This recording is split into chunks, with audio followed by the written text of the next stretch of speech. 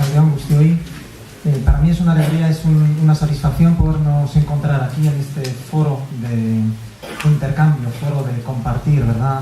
Nuestras propias convicciones, de dialogar desde aquello en lo que creemos. Me parece que es muy valiente podernos convocar aquí en tradiciones aparentemente tantas veces puestas en contradicción y que sin embargo no sucede así de manera necesaria, ¿no? Creo que encontrar estos espacios de debate, de diálogo, de encuentro es muy necesario, y hacerlo además desde las convicciones fuertes que nos animan a cada una de las tradiciones que de alguna forma también representamos aquí. Como decía Arantxa al inicio, a mí me ha tocado estar en los últimos años, me ha tocado estar en Roma, muy cerquita del Vaticano, y poco después de ser nombrado el Papa Francisco, tuve ocasión de recibir a un pequeño grupo de científicos que decían lo siguiente: nosotros estamos viendo que la crisis ecológica es tremenda y que los escenarios de futuro son catastróficos. De lo que hablamos nosotros a las personas con las que nos encontramos, a los políticos con los que dialogamos, a los empresarios, es de esto, del escenario de catástrofe que se abre a las generaciones futuras. Pero esto no cambia las actitudes de las personas. Nosotros no somos creyentes, pero creemos que necesitamos una voz con una cierta autoridad mundial que pueda defender la vida en nuestro planeta en estos momentos. Y queremos acceder al Papa Francisco. Creían efectivamente, yo era más escéptico que ellos, creían efectivamente que la voz del Papa en este momento, la voz de Francisco, el Papa Francisco, podía ser muy relevante de cara a motivar lo que sería nuestra participación en la defensa de la naturaleza. Con esto lo que quiero decir es que las motivaciones son muy importantes.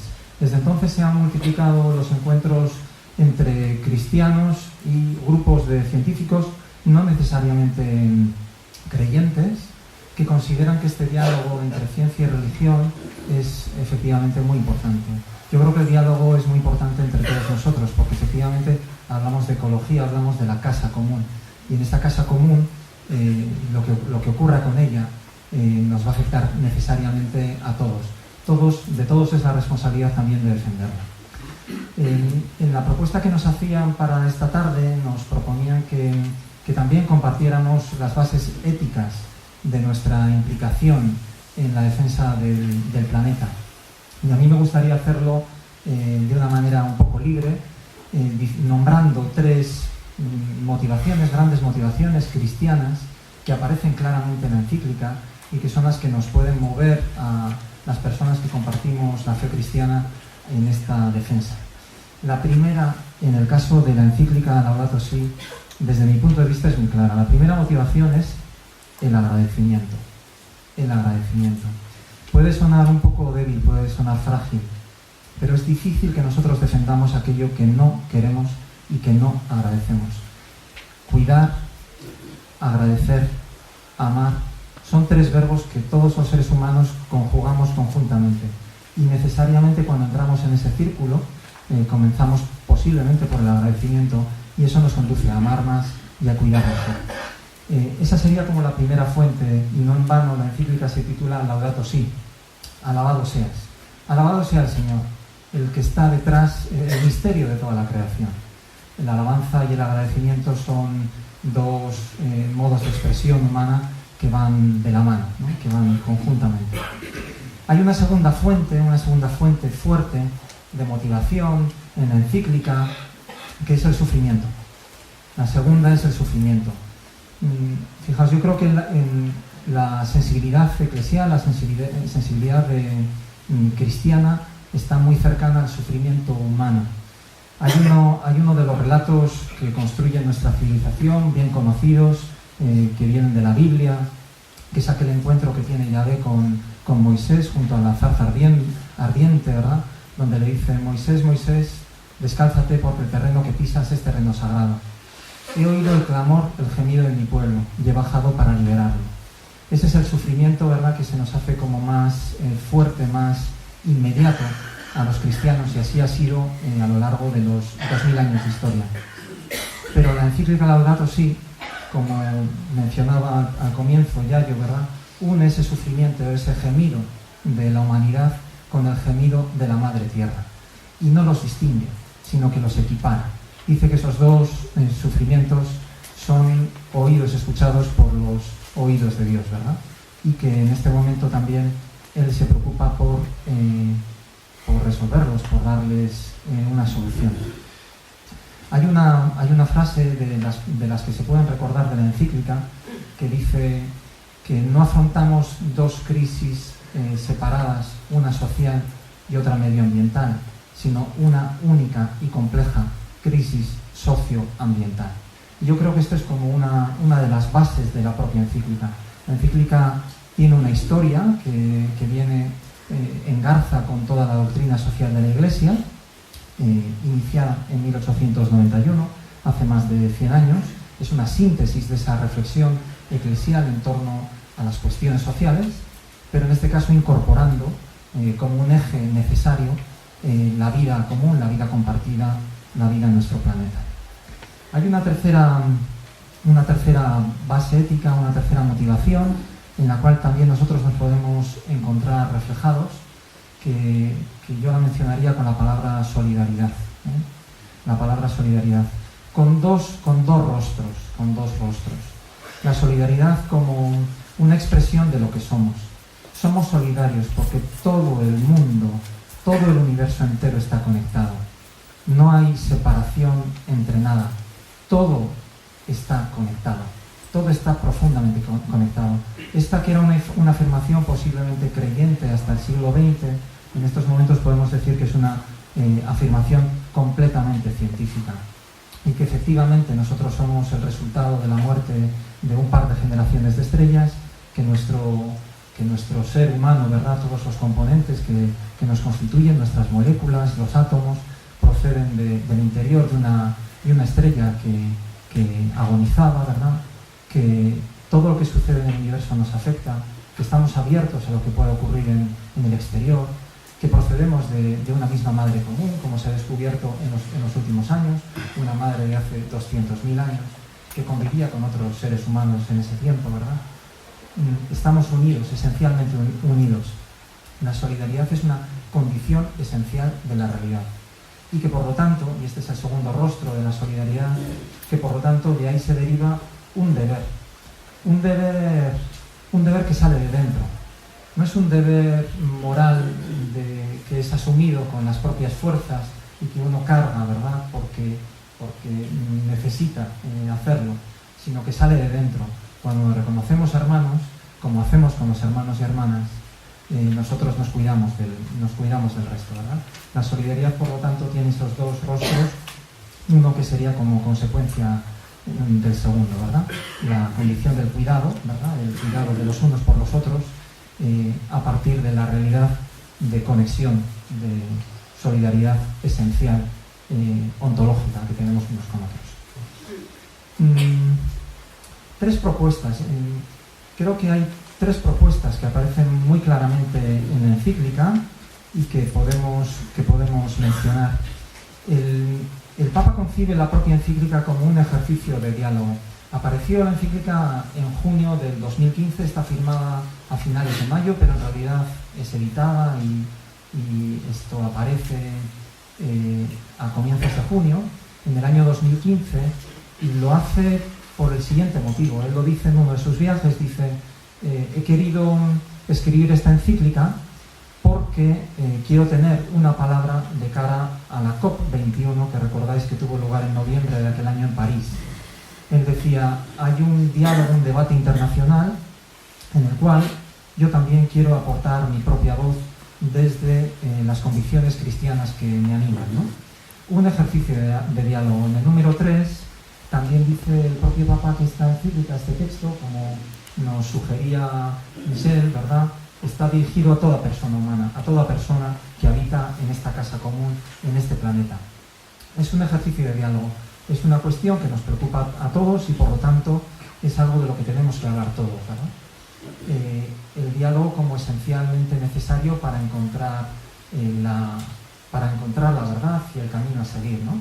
El diálogo como un verdadero encuentro humano, donde yo me acerco en confianza a otro ser humano y trato de descubrir la verdad que encierra y para buscar entre los dos juntos, para buscar juntos aquello que podemos hacer por aquello que nos incumbe a los dos, ¿verdad? Es decir, el diálogo no como una estrategia para hacernos con la voluntad del otro, para doblegar la voluntad del otro, sino como un verdadero encuentro y una búsqueda en común. Al diálogo le dedica todo un capítulo en la encíclica, que es el capítulo número 5, y habla de un diálogo que tiene que tener lugar a nivel nacional, sobre nuestras políticas nacionales, pero que tiene que tener lugar a nivel internacional, entre las distintas religiones, y podríamos decir en este caso y en este foro, entre las distintas convicciones humanistas o religiosas que nos pueden animar, y también entre la ciencia y la propia religión, como mencionaba al comienzo. El diálogo como efectivamente uno de los grandes caminos, ¿no? Uno segundo es la educación. A la educación y la espiritualidad, que va a ser el tercero que yo voy a mencionar, le dedica el último capítulo, pero me concentro por un momento en la educación, ¿verdad? La educación como un terreno necesario para poder ir concibiendo el mundo de una manera nueva, de una manera distinta. No habría que entender la educación únicamente como aquella dirigida a los niños y las niñas, sino por el contrario, nosotros todos estamos inmersos en un proceso largo de educación desde que nacemos hasta que morimos. Y no dejamos de aprender hasta el final de nuestros días, ¿no? Es esa tarea educativa de informarnos, de conocer, de formarnos como personas, de hacernos personas sólidas y solidarias, lo que está detrás de la propuesta de educación educativa. Yo creo que tenemos un déficit muy fuerte de conocimiento en el campo ecológico. La mayor parte de nosotros, y me incluyo, somos pequeños analfabetos ecológicos y necesitamos seguir haciendo un esfuerzo para conocer en mayor profundidad este mundo tan maravilloso y tan desconocido, ¿verdad? Tan desconocido. Solamente, si decíamos antes que solamente lo que se agradece se puede amar y proteger, pues también solamente lo que se conoce se puede amar, agradecer y cuidar, ¿no? Y hay todo un apartado que tiene que ver con la espiritualidad, que sería la tercera propuesta que también me gustaría mencionar. Me parece que es la más radical, a mí es la que más me atrae de la propia encíclica. Habla de espiritualidad. Es curioso porque dentro de las citas que mencionaba Michel, ¿verdad? Él habla efectivamente, en un momento dado habla de la necesidad de avanzar en una valiente revolución cultural. Habla de una valiente revolución cultural. Y cuando habla de revolución cultural se refiere a tres aspectos. El primero de ellos, yo lo ligo a la espiritualidad, El primer aspecto es el aspecto personal. Hay una dimensión personal en esa revolución cultural. Esta dimensión personal es esencial, es necesario un cambio en nuestras personas, un cambio en nuestra manera de percibir el mundo, en nuestra manera de no reconocernos o no vernos como depredadores de este planeta, sino sencillamente contemplativos ante él, agradecidos ante él, ¿verdad? Un cambio que posiblemente requiere un nacimiento nuevo, que tal vez las generaciones pues mayores, entre las que yo me incluyo, pues nos resultará mucho más difícil, y que ojalá nuestros hijos, nuestros nietos, puedan tener esta nueva perspectiva sobre el mundo y adquirir una nueva relación con la naturaleza y con los otros seres humanos. El segundo aspecto al que se refiere, la segunda dimensión que tiene esta espiritualidad, es una dimensión cultural. Nosotros no vivimos, ninguno de nosotros vivimos de manera aislada, sino que lo hacemos colectivamente. Lo hacemos como sociedades, desde luego que lo hacemos como sociedades, pero sobre todo lo hacemos como pequeñas comunidades. Yo creo que aquí nos encontramos comunidades de sentido, de significados, de diversas procedencias. Nos nutren, nos dan sentido, ¿verdad? Son las que motivan aquello que hacemos, aquello por lo que somos, por lo que implicamos nuestra vida. Las comunidades de sentido, en esa afección, ¿verdad? Me refiero a lo social o a lo cultural, ¿verdad? Las comunidades de sentido son muy importantes y por eso los movimientos sociales lo son también. Son aquellos que pueden transformar los modos de relación que tenemos los seres humanos unos con otros y también las relaciones con la naturaleza. Hay algunos espacios comunitarios que son los que posibilitan y permiten el desarrollo de valores nuevos y que no son posibles en otros escenarios. Yo creo que tenemos una responsabilidad de generar espacios colectivos, comunitarios, en los cuales valores nuevos, en este caso de cuidado de la naturaleza y de las personas más vulnerables, donde estos valores de la solidaridad, del cuidado, pues sean plausibles, sean más bellos y brillen, ¿verdad? El tercer ámbito de la espiritualidad, de esta valiente revolución cultural, es un ámbito político. Es un ámbito político. Necesitamos regenerar nuestra legislación. Yo creo que es necesaria esa conversión ecológica. La encíclica se dedica básicamente a ese cambio de corazón, ¿verdad? Como decimos en euskera de una manera tan bonita, ¿verdad? Bihotz berritu, ¿no? Convertirse es renovar el corazón, es efectivamente tener un corazón nuevo, ¿no? Yo creo que necesitamos renovar ese corazón, pero no lo vamos a hacer sin la ayuda de la política. La política va a ser muy necesaria. Necesitamos legislaciones nuevas que protejan la vida y pongan freno, de lo que hablaba Michel, ¿verdad? Que pongan freno a una industria y a un lucro despiadado. Voy terminando. Como veis, el marco de los cambios es un marco que tiene que ver con los modos de vida, con la producción y con el consumo.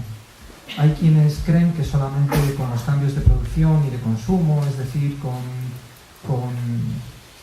cambios en el ámbito económico, con cambios en el ámbito político, bastará para transformar, para la necesaria transformación que va a suceder, ¿verdad? Que va a suceder. Pero yo no creo que sea así. Yo creo que también se necesitan numerosos cambios personales en la esfera personal que todos tenemos que ir tratando de hacer. Termino precisando un poquito más esto del cambio. El cambio lo vamos a dar. El cambio va a suceder. Porque este modo de producción y consumo es insostenible. Podremos convivir eternamente con la pobreza. Por desgracia, podremos convivir eternamente con la pobreza y la desigualdad. No vamos a poder convivir con un planeta destrozado. La humanidad, tarde o temprano, va a reaccionar y sencillamente va a cambiar. El problema no es que eso vaya a suceder o no, va a suceder porque esto es insostenible. El problema es cuándo lo vamos a hacer. Y posiblemente en estos años, en ese cuello de botella, que es uno de los muchos problemas ecológicos, que es el cambio climático, en estas próximas décadas se va a definir el escenario de futuro en el cual se va a desenvolver la humanidad, ¿verdad? Por eso, en esa cuestión, el cambio climático, que como digo no es la única, ¿verdad?, que nos afecta a las cuestiones medioambientales, en ese aspecto pues lo vamos a decidir en las próximas décadas. Bueno, pues esto para empezar, ¿no?